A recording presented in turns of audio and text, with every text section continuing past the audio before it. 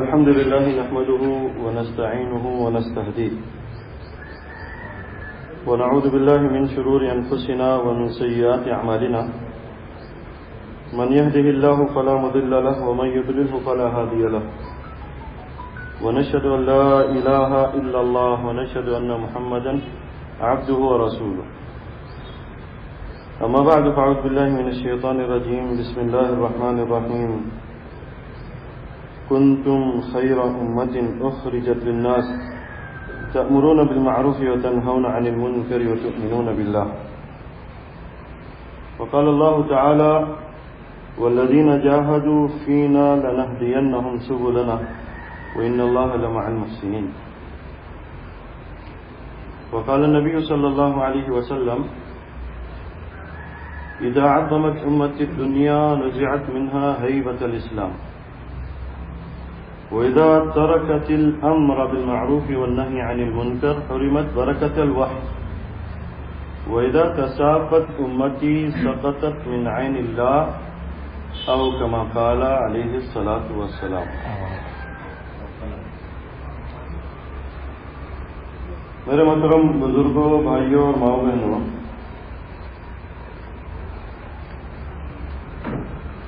ہماری یہ نشست 6 مہینے میں ایک مرتبہ طے پاتا ہے اور اس میں جمع ہونے والے الحمدللہ وقت کے اعتبار سے جن کا اسرا لگ گیا، چلہ لگ گیا اور 3 مرتبہ سے روزہ لگ گیا، ان کو جمع کرنا ہوتا ہے. ہمارے بڑے ہم سے اور اس مجمع سے چاہتے کیا ہیں؟ ہمارے بڑوں کا منشا کیا ہے؟ ویسے تو بہت ساری مستورات تھیں، ان ساری مستورات کو جمع کر لیتے. اللہ کا کرم ہے، ایمان والی مستورات کی تعداد اچھی خاصی ہے، لیکن ہمارے جمع کرنے کا، جن کا الحمدللہ اشرا لگ گیا اور چلہ لگ گیا اور سے روزے 3 مرتبہ لگ گیا، آخر ہمارے اس جمع کرنے کا ہمارے بڑوں کا منشا کیا ہے؟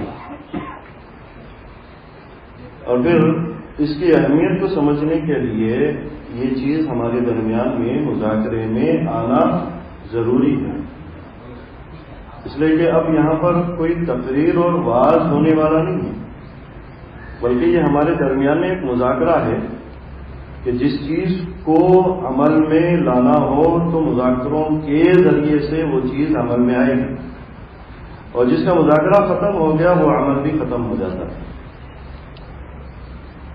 میرے محترم بزرگوں، بھائیوں اور ماؤں بہنوں، سب سے پہلی بات یہ ہے کہ ایک غلط فہمی ہمارے درمیان میں امت میں یہ پھیلی ہوئی ہے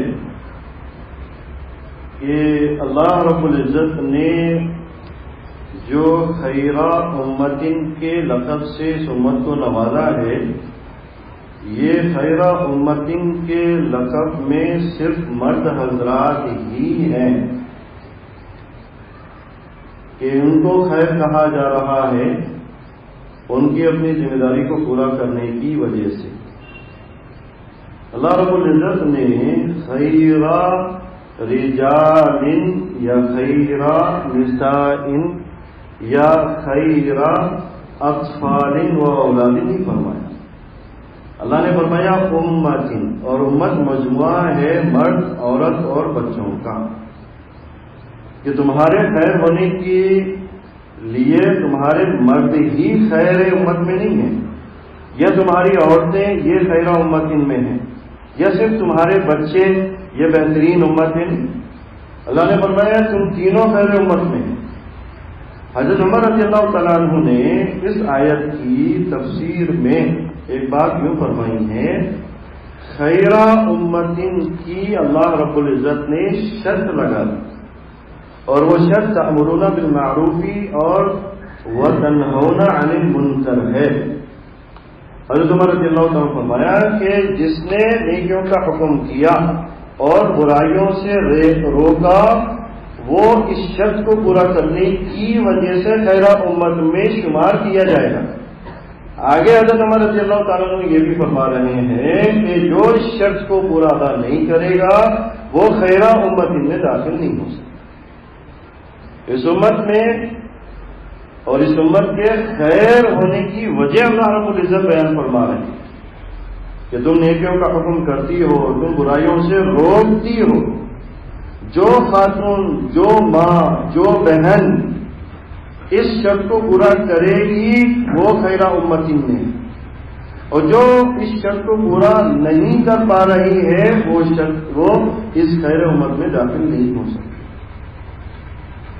بہت بڑی امت ہے، سب سے اونچی امت ہے، اور اونچی امت ہونے کی وجہ یہ ہے کہ بہت بڑا کام ملا، بہت بڑی محنت ملی ہے، بہت بڑی ذمہ داری ملی ہے، اور ہماری اپنی اس فضیلت کو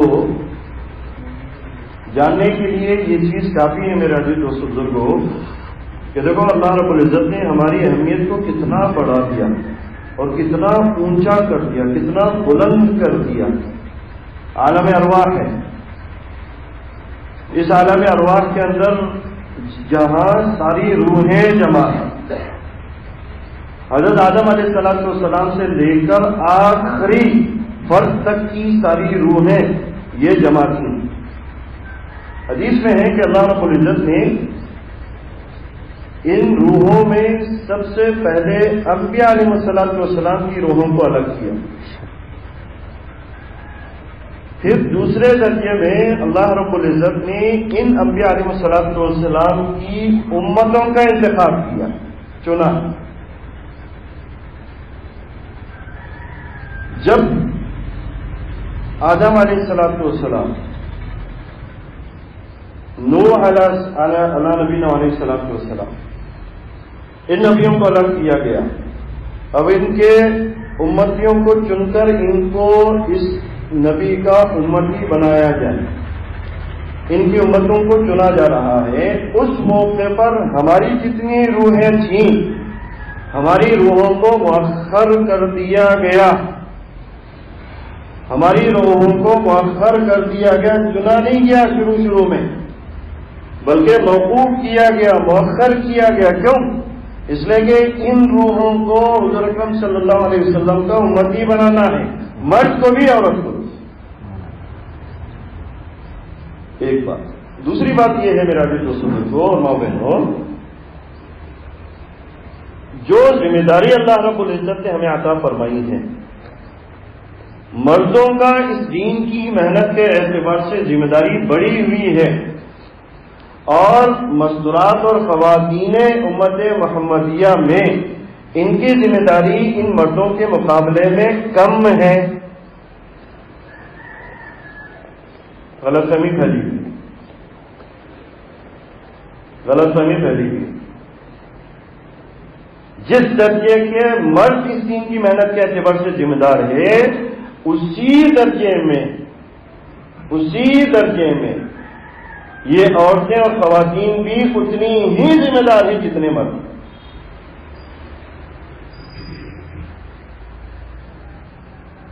ہم ضرور گھر کے کھانے پکائیں گے، ہمارے اوپر ذمہ داری ہے گھر کے صاف ستھرائی کی، ہمارے اوپر ذمہ داری ہے کپڑوں کے دھونے کی، ہماری اوپر ذمہ داری ہے شوہروں کی خدمت کی، ہماری اپنی ذمہ داری ہے بچوں کی تربیت کی یقیناً۔ لیکن کیا ان ذمہ داریوں کو ادا کرتے ہوئے ہماری اس دین کی محنت کے اعتبار سے ذمہ داری کم ہو جاتی ہے؟ نہیں۔ سب سے پہلی جماعت بتائیے حضور اکرم صلی اللہ علیہ وسلم کے عہد نبوت، سب سے پہلی جماعت جو بنی تھی وہ جماعت جن میں 4 خواتین تھے، تو ان کا سب سے پہلی جماعت کا رخ کیا تھا؟ حبشہ تھا، ٹھیک ہے۔ جہاں مرد تھے وہاں عورتیں تھے یا نہیں تھے؟ تھے نا، خواتین تھے۔ حضور اکرم صلی اللہ علیہ وسلم نے جو بنیاد اور جس طاقت اور قوت سے ایک ایک صحابی کو اس بنیاد پر کھڑا فرمایا، اتنی ہی طاقت اور اتنی ہی قوت سے ایک ایک صحابیہ کو بھی کھڑا فرمایا۔ یہ جو ذمہ داری پہلے ہی جن سے اللہ کے رسول صلی اللہ علیہ وسلم نے اس کی بنیاد رکھی۔ دوسری جماعت حبشہ کی طرف 17 خواتین اس کے اندر تھی، 17 خواتین اس کے اندر، وہ بھی بیرون جماعت کی، اندرون نہیں تھی۔ سب سے پہلی جماعت بیرون کی تھی۔ اس لیے ایک بات ہمارے اپنی اس غلط فہمی کو جہاں دور کرنا ہے، وہاں پر پوری امت کے اندر چل پھر کر اس غلط فہمی کو دور کرنے کی ذمہ داری بھی ہے۔ یہ وہ مجمع ہے جو کام کی سنجیدگی کو لیا ہوا ہے، یہ وہ مجمع ہے جو کام کی بصیرت کو لیا ہوا ہے، یہ وہ مجمع ہے جو کام کی حکمتوں کو لیا ہوا ہے۔ اللہ نے میرا اشرا لگوا دیا، اللہ نے میرا چلا لگوا دیا، اللہ نے میرے سروزے لگوا دیے، کچھ نہ کچھ سنجیدگی اور کچھ نہ کچھ کام کی بصیرت لیا ہوا یہ مجمع ہے، جہاں میں نے اپنی غلط فہمی کو دور کرنا ہے۔ یقیناً ہم ایک کمرے سے دوسرے کمرے کی طرف جائیں گے، یقیناً ہم اپنے گھر کی ذمہ داریوں کو نبھائیں گے، لیکن ہمارا یہ ذمہ داری کو نبھانے کی فکریں غالب رہے گی۔ امت کا کیا ہوگا، امت کی مستورات کا کیا ہوگا، امت کے مردوں کا کیا ہوگا، چین میں رہنے والی مستورات کے لیے کون، امریکہ میں رہنے والی مستورات کے لیے کون، برازیل میں سورینام میں رہنے والے ان بر اعظم میں پھیلی ہوئی مستورات کے لیے کون۔ ہمیں ایک کمرے سے دوسرے کمرے کی طرف جائیں گے، لیکن یہ فکریں غالب رہیں گی، یہ فکریں غالب رہیں گی۔ حضرت اسماء بنت عمیس رضی اللہ تعالیٰ عنہ نے یمن میں رہتے ہوئے حضور اکرم صلی اللہ علیہ وسلم کی ہجرت کی خبر سنی کہ آپ علیہ الصلوۃ والسلام مکے سے مدینے کی طرف ہجرت فرمائیں۔ حضرت اسماء بنت عمیس رضی اللہ تعالیٰ عنہ اپنی 51 یا 53 قوم کے لوگوں کو لے کر کشتی پر سوار ہوئی اور یہ رخ کرنا تھا مدینے کی طرف، لیکن اللہ نے مقدر کیا اس کشتی کا رخ ہوا حبشہ کی طرف، اور جہاں یہ حبشہ پہنچے، حبشہ میں ایک جماعت جو مردوں کی اور مستورات کی تھی پہلے ہی سے وہاں پر موجود تھی، اور وہ حضرت جعفر بن ابی طالب رضی اللہ تعالیٰ عنہ آ کر اس جماعت کا استقبال کیے۔ اچھا، یہ ہماری 3 دن کی جماعت تھی کیا، یا 10 دن کی جماعت تھی، یا چلے کی تھی، یا 2 ماہ کی تھی؟ بتاؤ ان کی واپسی کب ہوئی؟ ان کی واپسی تقریباً 7 سال کے بعد ہوئی۔ اچھا، حضرت اسماء بنت عمیس رضی اللہ تعالیٰ عنہ کی یہ جماعت جب مدینہ پہنچی تھی تو اس موقع پر غزوہ بدر سے بھی حضور فارغ ہو گئے تھے، احد سے بھی، خندق سے بھی، خیبر میں فتح خیبر کی خوشخبریاں لگی ہوئی تھیں، اور اس موقع پر حضرت اسماء بنت عمیس رضی اللہ تعالیٰ عنہ کی یہ جماعت پہنچی۔ حضور نے اس جماعت کو دیکھ کر یوں فرمایا کہ مجھے اس بات کا فیصلہ کرنا مشکل ہو گیا ہے کہ میں خیبر کی فتح میں زیادہ خوش ہوں یا پھر تمہاری جماعت کے آنے کی وجہ سے زیادہ خوشی ہو رہی ہے۔ اب بتاؤ میرا جو دوست بزرگوں اور ماؤں بہنوں، یہ ساتھ ساتھ، اچھا جو یہاں ان کے جانے سے پہلے، ہجرت سے پہلے جو جماعتیں نکل کر گئی تھیں تاریخ میں، اور ہم نے اپنے بڑوں سے، علماء سے اس بات کی تحقیق کرنے میں اس نتیجے پر پہنچے کہ صحابیات اور صحابہ کرام رضی اللہ عنہم اجمعین کی وہ جماعت بھی تھی جو ہجرت سے پہلے نکلی تھی، اور نکل کر جب یہ لوگ مدینہ پہنچے تھے تو ان کی پوری مدت تقریباً 10 سال کی تھی۔ کتنے؟ 10 سال کی تھی۔ اچھا، حضرت اسماء بنت عمیس رضی اللہ تعالیٰ عنہ جب ان کی پوری جماعت مدینہ پہنچی، حضرت حفصہ رضی اللہ تعالیٰ عنہ کارگزاری لے رہی ہے۔ بتاؤ پورے 7 سال کی کارگزاری، اتنے میں حضرت عمر رضی اللہ تعالیٰ عنہ داخل ہو گئے۔ حضرت عمر رضی اللہ تعالیٰ عنہ سے بیٹی نے یوں کہا کہ اسماء آئی ہے۔ حضرت عمر نے فرمایا حبشیہ، یعنی وہ حبشہ کی طرف ہجرت کرنے والی اسما، حبشہ کی طرف ہجرت کرنے والی اسما. حضرت حفصہ رضی اللہ تعالیٰ فرمایا کہ ہاں وہی اسما، وہی اسما.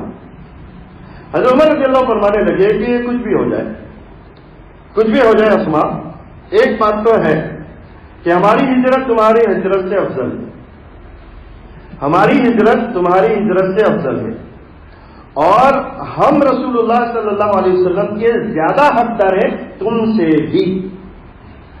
حضرت اسماء بنت عمیس رضی اللہ تعالیٰ عنہ یہ سننا ہی تھا.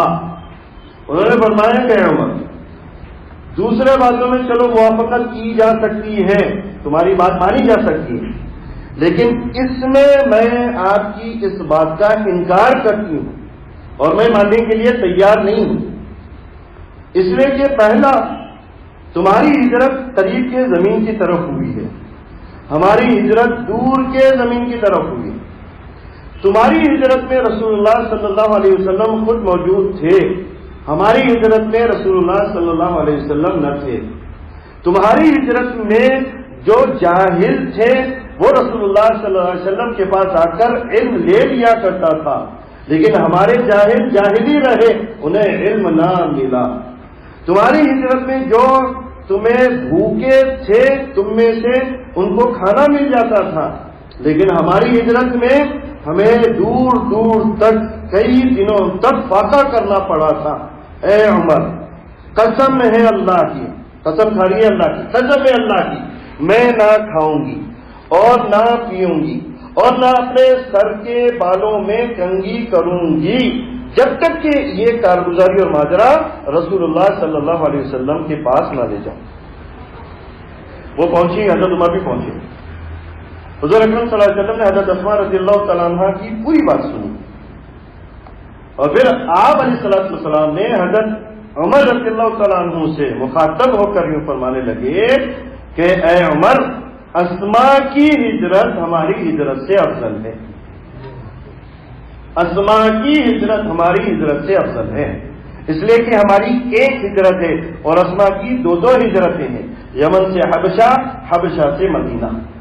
اور پھر آگے رسول اللہ صلی اللہ علیہ وسلم نے یہ بھی خوشخبری سنائی کہ اے عمر، اے عمر، میرے تم سے زیادہ مستحق اسماء اور اسماء کی جماعت ہے، کہ یہ جماعت تم سے زیادہ مستحق ہے.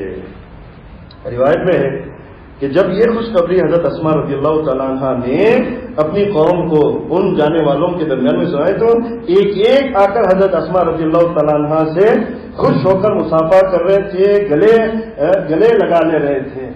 کیا کہ اتنی بڑی خوشخبری. اچھا اندازہ لگائیے میرے عزیز دوستوں، بزرگوں اور ماؤں بہنوں کے خواتین اور مستورات اور صحابیات رضی اللہ تعالیٰ عنہ اس بات کو گوارا نہیں کرتے تھے کہ دین کی محنت کے اعتبار سے مرد ہمارے آگے آگے اور ہم پیچھے رہے. یہ گوارا نہیں کیا. عام ماحول بنا خروج کا ان مستورات کا، عام ماحول بنا دین کے اس محنت کے اعتبار سے سارے امور میں. حضرت ام شریف رضی اللہ تعالیٰ عنہ ہیں مکی زندگی کے اندر جہاں پر دشمنیاں اور جہاں پر کفر و شرک کے ماحول میں ایک ایک گھر پر پہنچ کر توحید کی طرف بلا رہی ہیں. یہی حضرت ام شریف رضی اللہ تعالیٰ عنہ ہیں کہ جو ایک ایک گھر پر پہنچ کر انہیں اللہ کی طرف توحید کی طرف بلا رہی ہیں. اور کتنے ایسے گھرانے ہیں جو حضرت ام شریف رضی اللہ تعالیٰ عنہ کی دعوت کی وجہ سے گھرانہ قبول کر لیا اسلام کو. اور ایک وقت وہ بھی آیا کہ انہیں بھی ہجرت کرنا پڑا، اور جب یہ ہجرت کر کے یہاں مدینہ پہنچی تو اللہ رب العزت نے ان کو اتنا بڑا مقام، اور رسول اللہ صلی اللہ علیہ وسلم نے ان کے گھر کو اتنا بڑا مقام عطا فرمایا کہ جو مدینہ پہنچتا تھا اور ان کے لیے کوئی آسرا نہیں ہوتا تھا تو رسول اللہ صلی اللہ علیہ وسلم ان تمام خواتین کو حضرت ام شریف رضی اللہ تعالیٰ عنہ کے گھر بھیجتے تھے. اور جو بھوکے آتے تھے فقر و فاقے میں، رسول اللہ صلی اللہ علیہ وسلم حضرت ام شریف رضی اللہ تعالیٰ عنہ کے گھر میں ان خواتین کو بھیجتے تھے کہ تمہارے کھانے کا نظام بھی وہاں ہو جائے گا. ماں بہنوں، ایک چیز تو ہم اتنے ہی ذمہ دار ہیں. مولانا یوسف صاحب رحمۃ اللہ علیہ نے بیانات کے کسی حصے میں یہ فرمایا کہ دیکھو تبوک سے رہنے والے 3000 صحابہ کرام رضی اللہ عنہم اجمعین جو پیچھے رہ گئے تھے اللہ کے راستے سے، بڑے بڑے جرائم، بڑے بڑے گناہوں پر اللہ رب العزت کی ناراضگی نہیں ہوئی، اور اگر ناراضگی ہوئی ہے تو اللہ کے راستے میں پیچھے رہ جانے کی وجہ سے ناراضگی ہوئی ہے۔ جو عتاب حضرت کعب رضی اللہ تعالیٰ عنہ کے حق میں آیا وہی وعید اگر اس امت کی عورتیں یہ پیچھے رہ جائے تو ان کے حق میں بھی ہے۔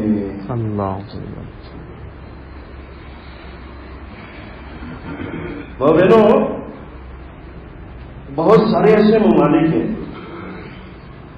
جن کی پاپولیشن ریشیو نکالا جائے تو 1:6 بھی پہنچ جاتا ہے کہ جہاں ایک مرد ہے وہاں پر 6 عورتیں ہیں۔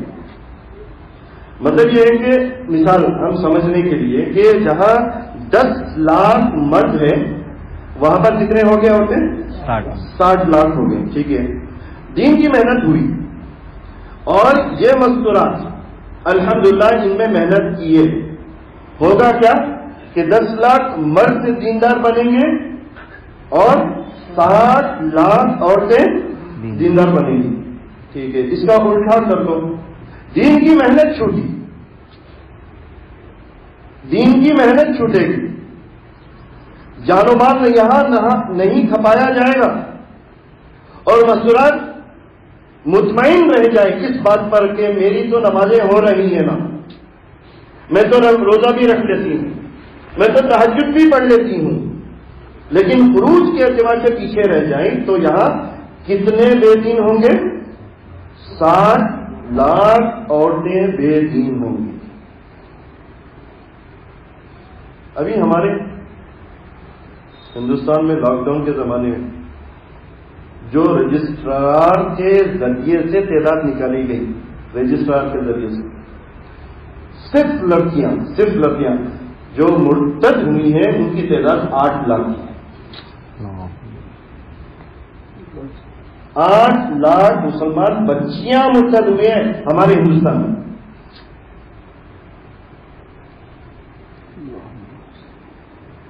ام حرام رضی اللہ تعالیٰ عنہ کے گھر میں حضور اکرم صلی اللہ علیہ وسلم آرام فرما رہے ہیں، قیلولہ فرما رہے ہیں، دوپہر کا وقت تھا، آپ لیٹ گئے، مسکراتے ہوئے اٹھے۔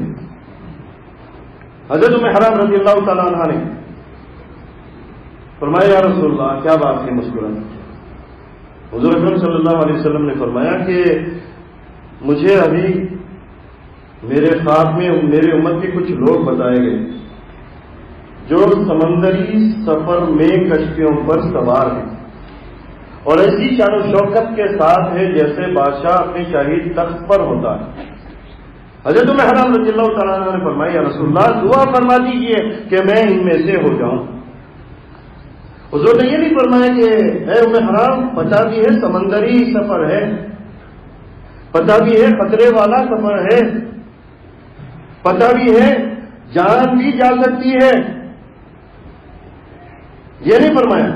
حضور اکرم صلی اللہ علیہ وسلم نے دعا فرمائی کہ تم ان میں سے ہو۔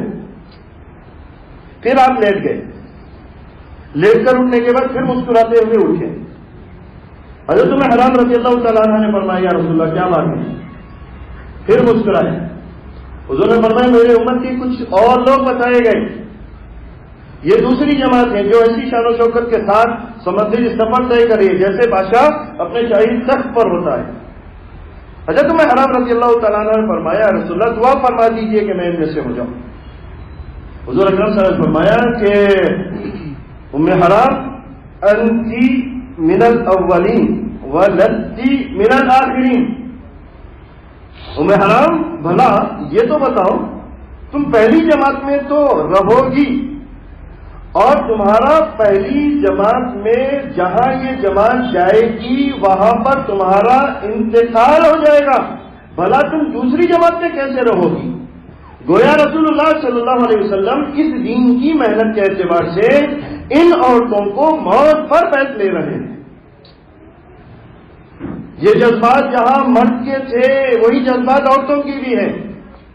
یہ جذبہ جہاں عقبہ ابن نافع رضی اللہ تعالیٰ عنہ کو الجزائر پہنچایا تھا، جہاں ابو لبابہ الانصاری رضی اللہ تعالیٰ عنہ کو تونس پہنچایا، جہاں ابو ایوب انصاری رضی اللہ تعالیٰ عنہ کو استنبول پہنچایا، وہیں پر حضرت ابن حرام رضی اللہ تعالیٰ عنہ کو سائپرس پہنچایا. قبرص کے علاقے کے اندر ایک حصہ اٹلی کی طرف ہے اور ایک حصہ ترکی کی طرف ہے سائپرس کا. حضرت ابن حرام رضی اللہ تعالیٰ عنہ کی قبر وہاں ہے جہاں روم اور اٹلی کی طرف وہ حصہ لگتا ہے. میرا بہنوں، یہ غلط فہمیاں امت میں سے دور کرنے کی ہماری ذمہ داری ہے. اچھا، دوسری بات، چلو مزدورات تھوڑا کر لیں تو کام چل جائے گا. مرد حضرات تو بڑی بڑی قربانیاں دیں اور ہم تھوڑا کر لیں اس لیے کہ ہماری ذمہ داریاں لگی ہوئی ہیں. کیا خیال ہے؟ کیا خیال ہے بتائیے؟ چلے گا؟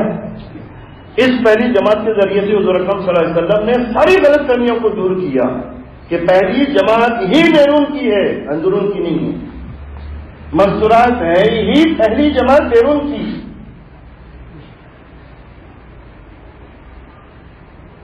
اس لیے میرا بزرگوں اور ماؤں بہنوں، اللہ نے بہت بڑی ذمہ داری ہمیں سونپی ہے.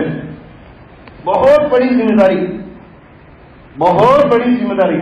سندیکیٹ کے اعتبار سے الحمدللہ میں فکر کر رہی ہوں. نہیں، آپ کی فکروں میں چائنا بھی آئے، آپ کی فکروں میں امریکہ بھی آئے، آپ کی فکروں میں افریقہ بھی آئے.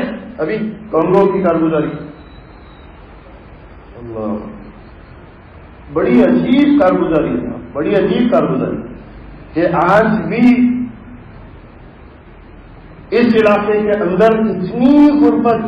بھائی ٹیکنالوجی کا زمانہ، بھائی مال اور اسباب کا زمانہ، بھائی حکومتوں کا زمانہ، بھائی ساری آرائشوں کا زمانہ، سہولتوں کا زمانہ. ان سہولتوں کے زمانے کے اندر میں بھی کئی ملکوں کا یہ حال ہے کہ پورے ملک میں بجلی کا نظام نہیں ہے، پورے ملک میں. اچھا، بازار گئے تو آپ کو بازار کے اندر سڑے ہوئے ٹماٹے بھی ملیں گے، اچھے ٹماٹے بھی ملیں گے. وہ جو اچھے ٹماٹے ہیں 300 فرینک کا ہے، جو سڑے ہوئے ہیں جس کے اندر ایک دم سڑان اور کیڑے لگے ہوئے ہیں وہ بھی بکے جا رہے ہیں 100 فرینک میں، وہ بھی بکے جا رہے ہیں. ان کو اس سے مطلب نہیں ہے کہ بھائی ہمارا جو ہے پیٹ بھرے اور اس کے ذریعے سے ذائقہ آئے. بھئی یہ ٹماٹے کا ٹیسٹ ہے، بھئی یہ اس کا ٹیسٹ ہے، بھئی یہ اس کا ذائقہ ہے.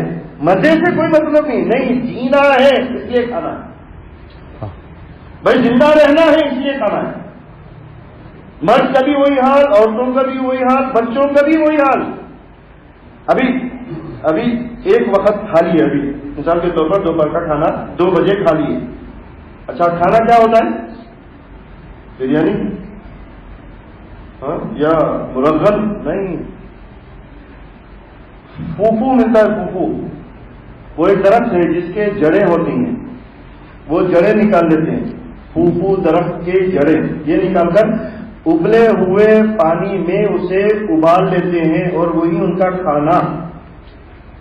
ہمارے پاس وہ بینرز لگاتے دیکھیے پیچھے، جو پیسٹ لگاتے لئی بولتے دیکھیے، وہ گوٹا لئی ان کا کھانا ہے. ان کے بچے بھی وہی، ان کی عورتیں بھی وہی، ان کی نسلیں وہی کھا رہی ہیں، ان کی نسلیں. ایک وقت کا بھی 2 بجے کا کھانا ابھی کھا لیے تو دوسرا جو وقت آتا ہے، دوسرا جو وقت آتا ہے 3 دن 3 رات کے بعد. اتنی غربت، اتنی غربت.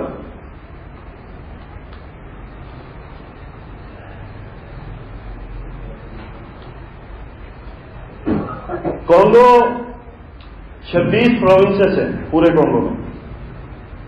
ایکویٹر کی ایک کارگزاری ہے کانگو میں. ایک 19 سال کا نوجوان بچے کو پتا ہے، وہ کارگزاری سنا رہا ہے. وہ سنا نہیں سکا، پورے مجمع کو رلا دیا، سنا نہیں سک رہا. کہنے لگا کہ دیکھو ہمارے پاس جو جمعہ کے دن امام ہوتے ہیں، امام، ہماری پوری مسجدوں کے اندر جتنے امام ہیں ایکویٹر میں وہ قرآن اور حدیث نہیں پڑھتے، سارے مسجدوں میں بائبل پڑھی جاتی ہے، ساری مسجدوں میں۔ کہنے لگا ہمارے پاس امام جو ہوتے ہیں ان کے بڑے بڑے کاروبار ہوتے، اور وہ کاروبار خنزیر اور بد جانور کا ہے، خنزیر کا۔ اچھا، امام بسم اللہ اللہ اکبر کہہ کر اس پر ہاتھ پھرا رہا ہے تو وہ حلال ہو جا رہا ہے، تو وہ حلال ہو جا رہا ہے۔ اچھا، دور دور تک نکاح کا کوئی تصور نہیں ہے، زندگیاں ایسے گزر رہی ہیں۔ ایک ایک گھر کے اندر 18 بچے بھی، 4 5 عورتیں بھی ایک ایک گھر کے اندر دیکھے گئے، 6 عورتیں، 18 بچے ہیں، لیکن نکاح کے ذریعے سے ان کا یہ نہیں۔ اگر کہیں نکاح ہو جائے مسلمان کا، اگر کہیں نکاح ہو جائے تو قاضی صاحب آ رہے ہیں، اور قاضی صاحب آ کر دولہے اور دلہن کو بٹھا رہے ہیں، بٹھانے کے بعد مہر طے کرنا ہے، مہر۔ تو اس مہر میں قاضی صاحب دولہے کو پوچھ رہا کہ بھائی کیا عادت ہے تیری مہر کی؟ انہیں بول رہا نہیں 5 ہے، بولا نہیں بڑھا کے کر، بولا 6 کر دوں گا، بولا نہیں چلے گا، کام نہیں چلے گا، اور کر، بولا ٹھیک ہے 8 کر دوں گا، بولا نہیں اور کر، بولا ٹھیک ہے 10۔ تو قاضی صاحب 10 عدد پر اس کا مہر طے کر رہے ہیں، اور وہ 10 خنزیر ہے، 10 تولے سونا نہیں ہے۔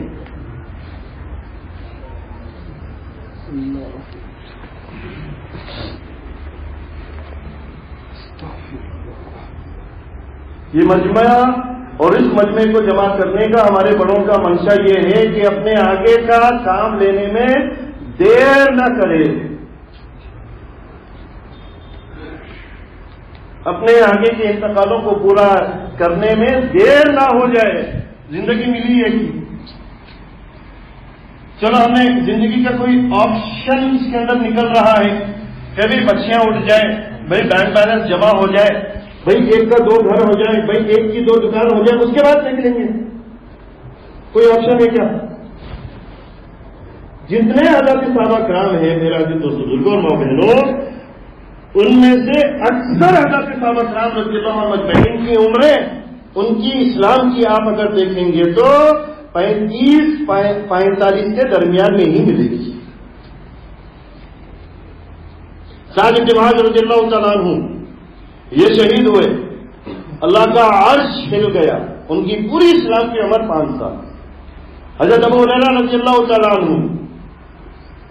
جتنی روایتیں ہیں سب سے زیادہ جن کی روایتیں ہیں حضرت ابو ہریرہ رضی اللہ تعالیٰ عنہ کی ہیں، لیکن حضور اکرم صلی اللہ علیہ وسلم کی صحبت میں صرف 5 سال رہے، زیادہ نہیں رہے، صرف 5 سال۔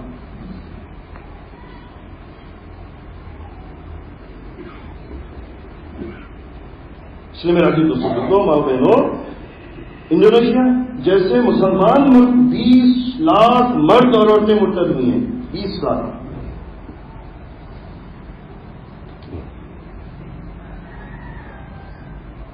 اب بتاؤ ان تقاضوں کو پورا کرے گا کون؟ اس غلط فہمی کو دور کرے گا کون؟ ہم تھوڑا بھی کر لیں تو پورا کا اجر مل جائے گا؟ نہیں، ہمارے لیے وہی فضیلت ہے کہ ایک طرف اللہ کے راستے میں 1 گھڑی کے لیے کھڑے رہنا، یہ بیت اللہ کے اندر شب قدر کے موقع پر حجر اسود کے سامنے عبادت کرنے سے افضل قرار دیا گیا۔ اسی کے مقابلے میں حضرت کعب رضی اللہ تعالیٰ عنہ کے حق میں جو وعیدیں آئی ہیں وہ ہم مرد اور عورتوں کے لیے پیچھے رہ جانے پر ہیں۔ اللہ کو اتنی بڑی ناراضگی کسی جرم کی وجہ سے ظاہر نہیں ہوا، کسی جرم کی وجہ سے۔ ہلال کو بھی وہی، مرارہ بن ربیع کو بھی وہی، کعب بن مالک رضی اللہ تعالیٰ عنہ کو وہی۔ وجہ کیا ہے؟ وجہ کیا ہے؟ ان کے خروج کا مقصد کیا تھا میرے عزیز دوستو؟ مدینہ طیبہ پہنچنے کے بعد خروج کا اتنا عام ماحول ان خواتین کا بن گیا تھا، جہاں حضرت صحابہ کرام رضی اللہ عنہم اجمعین کی بڑی بڑی جماعتیں حضور اکرم صلی اللہ علیہ وسلم کے در پر پڑی رہنے کی ہمیں ملتی ہیں تقاضے والی جماعت کے نام سے، کہ یہ صحابہ کرام حضور کے پاس کے سارے تقاضوں کو پورا کرنے کے لیے لپکتے تھے اور پڑی رہتی تھی۔ اور پھر انصار کا کیا حال تھا؟ ان مہاجرین کے لیے تو ان کے بستریں مسجد نبوی میں بچھ گئی تھیں، کبھی گھر کی طرف نہیں آئے تھے، وہیں پر تقاضے والی جماعت مستورات کی جو مدینے کے رہنے والے انصاریہ صحابیات رضی اللہ تعالیٰ عنہن کی تھی، ان کی جماعت پڑی رہتی تھی۔ حضور کے بعد جو تقاضا آیا ہم اسے پورا کریں گے۔ حضرت ام عطیہ رضی اللہ تعالیٰ عنہ خود فرماتی ہیں، میرا چونکہ اس جماعت میں تھی، اس تقاضے والی جماعت میں، جس کی وجہ سے میرا خود سفر حضور اکرم صلی اللہ علیہ وسلم کے ساتھ 7 مرتبہ ہوا، 7 مرتبہ۔ خیبر کے موقع پر تو عورتوں کی جماعت ایسی پوری کی پوری انصار عورتوں کی جماعت کہ رسول اللہ صلی اللہ علیہ وسلم سے یہ کہنے لگے، یا رسول اللہ ہم بھی آپ کے ساتھ چلیں گے۔ بعض ایسے اسباب بھی ہیں جس میں حضور اکرم صلی اللہ علیہ وسلم نے اپنے سارے گھر والوں کو لے کر نکلے۔ نوبت یہ آئی کہ ان کے درمیان میں پورا اندازی ڈالنا پڑتا تھا، سب جذبے ایک ہی جذبے سے، ساری عورتیں ایک ہی جذبے سے پورا اندازی ڈالنا پڑتا تھا، جن کا نام نکل جاتا تھا وہ حضور اکرم صلی اللہ علیہ وسلم کے ساتھ ہو جاتی تھی۔ ماں بہنوں، ذمہ داری مردوں کے اعتبار سے نہیں، آپ کی تو اب آپ ہی فیصلہ کر لیجئے کہ جہاں ریشیو 6 ہے تو آپ کی تو وہاں پر 6 گنا زیادہ محنت کرنے کی ضرورت ہے۔ کیا خیال ہے نا بھائی؟ جہاں مرد حضرات اس 10 لاکھ میں 2 گھنٹے دے رہے ہیں، 60 لاکھ میں 2 گھنٹے سے دینے سے کام چل جائے گا، لیکن انٹو 6 کتنے ہو گئے؟ 12 گھنٹے مستورات اگر کام کرے گی تو وہ مرد حضرات کے 2 گھنٹوں کے مقابلے میں آ سکتی ہیں، برابر ہو سکتی ہیں۔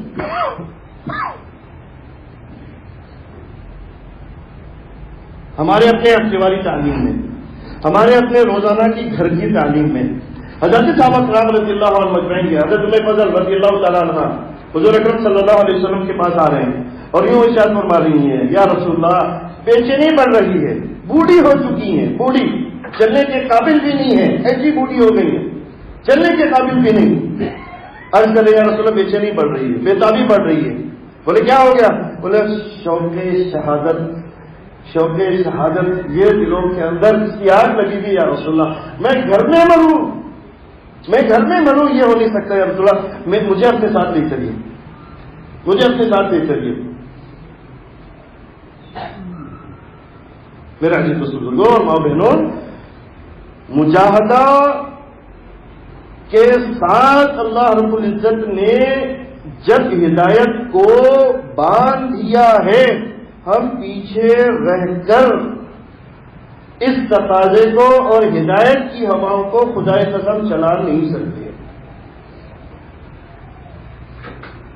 ہمیں آگے بڑھنا ہوگا اور ہمیں آگے بڑھنے میں دیر نہ ہو جائے۔ کافی دیر ہو چکی، کافی دیر ہو گئی۔ لاک ڈاؤن کے زمانے میں کئی علاقے مرتد ہوئے، کئی ملک مرتد ہوئے۔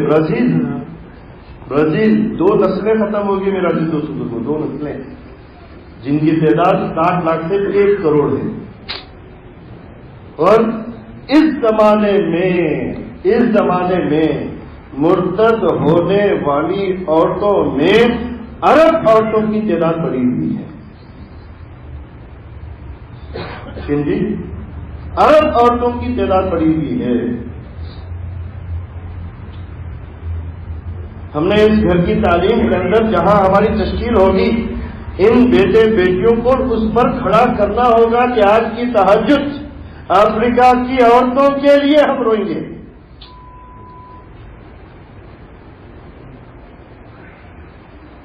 عام ماحول ان عورتوں کے خروج کا ہجرت کے بعد ایک عمومی ماحول بن گیا. حضرت معاذ بن جبل رضی اللہ تعالیٰ عنہ جہاں غور میں، جہاں اردن کے علاقے میں، ان کے ساتھ 2 بیویاں بھی ان کے ساتھ ہیں، دونوں بیویاں حضرت معاذ بن جبل رضی اللہ تعالیٰ عنہ کے ساتھ دفن ہیں.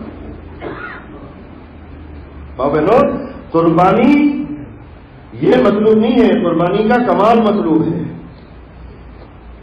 قربانی دینا نہیں ہے، قربانی دیتے رہنا ہے. قربانی دیتے رہنا ہے. ہم ایک دفعے پر آ کر مطمئن ہونے والے نہیں ہیں.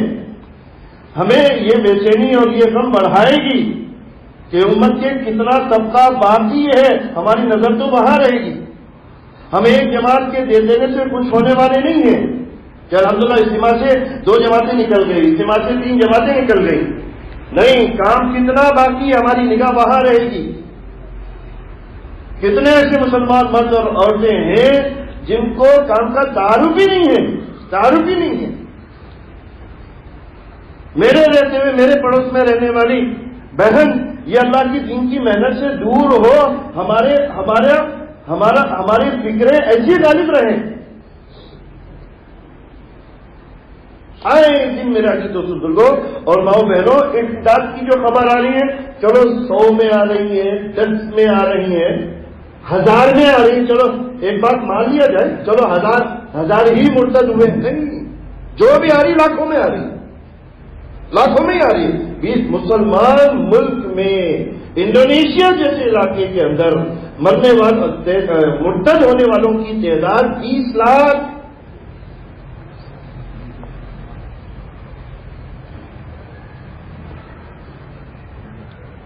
اس لیے میرا دوستوں بزرگوں اور ماں بہنوں، یہ طے کرنے والی مجلس ہے. ہمارے درمیان میں ان مذاکروں کو زندہ کرنے سے مقصود ہی یہی ہے کہ ہم نے اپنے بڑوں کے منشا کو سمجھنا ہے. زندگی ایک ہی ملی ہے، زندگی ایک ہی ملی ہے. قاری ظہیر صاحب رحمۃ اللہ علیہ ایک مرتبہ، گرما کا زمانہ ہے، حیات الصحابہ سے فارغ ہونے کے بعد یوں فرمانے لگے کہ مولانا یوسف صاحب رحمۃ اللہ علیہ وہ بنگلے والی مسجد میں جو صحن تھا اس موقع پر گرمی کی وجہ سے وہاں لیٹ گئے، صحن میں لیٹ گئے. ایک میواتی تھا، وہ بھی حضرت کے بغل میں آ کر لیٹ گیا. مولانا یوسف صاحب رحمۃ اللہ خالد صاحب فرما رہے، خالد صاحب مولانا یوسف صاحب رحمۃ اللہ علیہ نے یوں محسوس فرمایا کہ میرے بغل میں لیٹنے والا یہ میواتی رات بھر نہیں سویا. اس نے بے چینی میں، غم میں، آہیں بھرنے میں اپنی پوری رات گزار دی اور کروٹ لے لے کر پوری رات گزار دی. غم میں سویا نہیں، وہ ایک وقت میں تہجد کا وقت ہو گیا. حضرت نے ان سے پوچھا کہ بھائی کیا کوئی درد، کوئی تکلیف، کوئی درد، کوئی تکلیف تجھے؟ کہنے لگا کہ حضرت آپ نے حیات الصحابہ پڑھی رات میں، اور اللہ کے راستے میں دور دراز علاقوں کے اندر جماعتوں کے بھیجنے کی فضیلت کو بیان کیا ہے. حضرت صحابہ کرام دور دراز علاقوں کے اندر کیسے گئے تھے. میں اس حیات صحابہ میں تھا. میں سن کر اپنے دل کی طرف مخاطب کر کر یوں سوچنے لگا کہ اللہ تو نے مجھے ایک ہی زندگی دی ہے اور 250 سے زیادہ ملک ہے. ان 250 ملکوں تک میں کیسے پہنچوں؟ اس غم کی وجہ سے میں رات بھر سو نہیں سکا. مولانا یوسف صاحب رحمۃ اللہ علیہ، قاری ظہیر صاحب رحمۃ اللہ علیہ نے مولانا یوسف صاحب رحمۃ اللہ علیہ کے وہ جملے نقل کیے ہیں. حضرت جی مولانا یوسف صاحب رحمۃ اللہ علیہ فرمانے لگے کہ میں اس کے ہر کروٹ پر کسی نہ کسی ملک کی ہدایت کو دیکھ رہا تھا.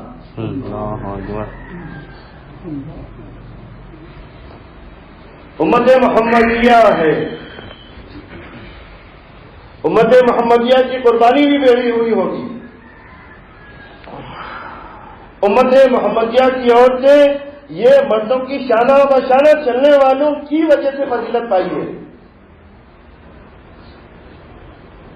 یہ تھوڑا کر مطمئن ہونے والی خواتین نہیں ہیں.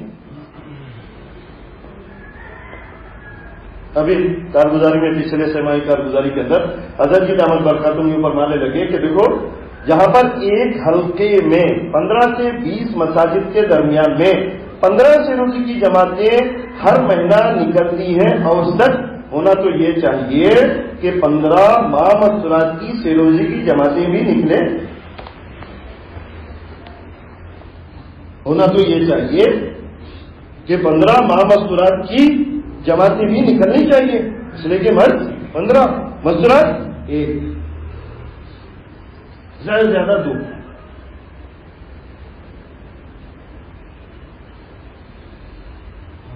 والذین جاہدوا فینا لنہدینہم سبلنا. اس بنیاد پر ہر صحابی بھی کھڑے ہوئے، اسی بنیاد پر حضرت سمیہ بھی کھڑی ہوئی، اسی بنیاد پر حضرت خدیجہ بھی کھڑی ہوئی، اسی بنیاد پر حضرت فاطمہ بھی کھڑی ہوئی، اسی بنیاد پر حضرت عائشہ رضی اللہ تعالیٰ عنہ بھی کھڑی ہوئی، اسی بنیاد پر حضرت خنسہ رضی اللہ تعالیٰ عنہ بھی کھڑی ہوئی، ام حرام، ام شریک رضی اللہ، ام سلمہ رضی اللہ تعالیٰ عنہ. ان کی زندگیاں کھنگالیں گے تو سوائے قربانی کے اور کچھ نہیں ملے گا. ان کی زندگی کی پہلے صفحے سے، اسلام کی پہلے صفحے سے لے کر آخری صفحے تک ہمیں قربانیاں ہی قربانیاں ملے گی. صرف قربانیاں ملے گی، صرف قربانیاں ملے گی. اس لیے میرے عزیز دوست بزرگوں اور ماؤں بہنوں، اللہ نے موقع دیا ہے. ان للہ نفحات فتعرضوا لہ. یہ موقع آپ زندگی کے اعتبار سے سوچیں. صرف یہ موقع زندگی کا، چلو دوسری مرتبہ بھی ملنے والا، چلو بھائی تیسری مرتبہ بھی ملنے والا ہے، نہیں، ایک ہی زندگی تو ملی ہے، ایک ہی جوانی کا حصہ لکھا گیا ہے، ایک ہی ہاتھوں پیر میں طاقت کا موقع ملا ہے. یہ ہاتھوں پیر میں کمزوری آ جائے گی، اس کے اوپر بڑھاپا آ جائے گا، اور اس زندگی کے بعد موت آنے والی ہے، یقینی چیز ہے. اور ذمہ داری